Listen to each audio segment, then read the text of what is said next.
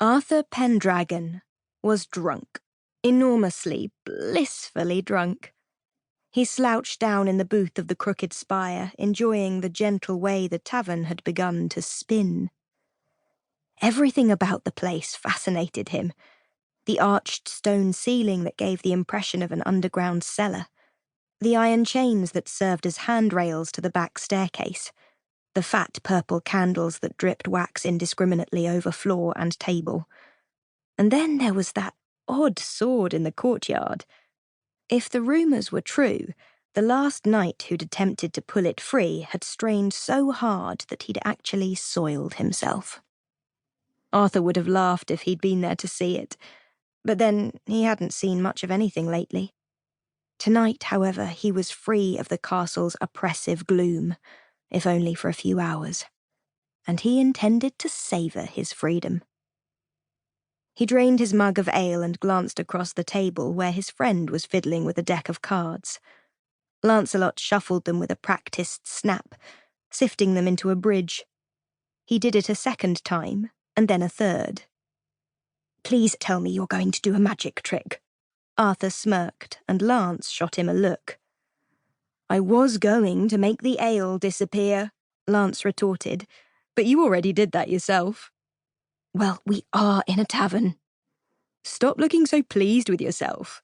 I'm the one who snuck us out." That part was true. Lance had conjured some absurd excuse that sent Arthur's guards back to quarters, tossed him a shabby cloak, and announced they were going for a drink. It was bold and reckless, but it worked.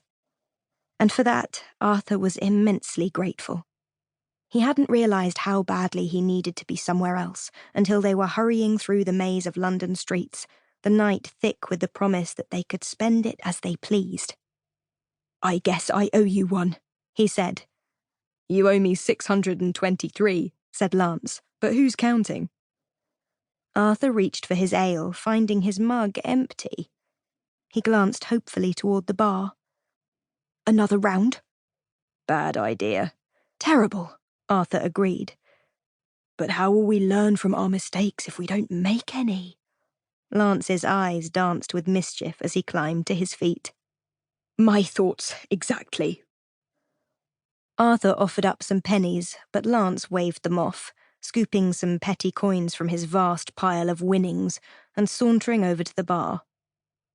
Lance had left the cards face up on the table, and the King of Cups stared back at Arthur, bearing more than a passing resemblance to his father. He sighed and pushed the cards away. Of course, the great Uther Pendragon would commission his likeness on something so trivial. The king wasn't even the highest card in the deck, and worse, there were 4 of them. Arthur would have laughed if it wasn't so depressing. He glanced toward the bar, where Lance was leaning forward, a flirtatious smile on his lips, turning his charms on the barmaid. The girl blushed from the attention, and Arthur snorted, knowing Lance would just as happily flirt with the barkeep, or probably the bar stool. It was nights like this he wished he could make a girl smile and laugh and know it was for real. These days, too much of his father's court treated him like a prize to be won, or a piece of clay they intended to mould. He wasn't sure he'd ever get used to it, especially when for most of his life they couldn't dismiss him fast enough. It was the end of September, and he was supposed to be at university, dividing his time between the library, the laboratory, and whatever dark watering hole everyone crammed into, just another scholar in the crowd. But that dream was long gone, replaced by a future that was never supposed to be his. He tried to put it out of mind as Lance sauntered back to the table with 2 frothing mugs of ale, sending one in his direction with a practised slide. "These ones aren't stale," Lance bragged, nodding his chin in the direction of the barmaid. "I think she likes me." "She likes your purse," Arthur said. "Anyone can see you've won half my coin." "Consider it charity."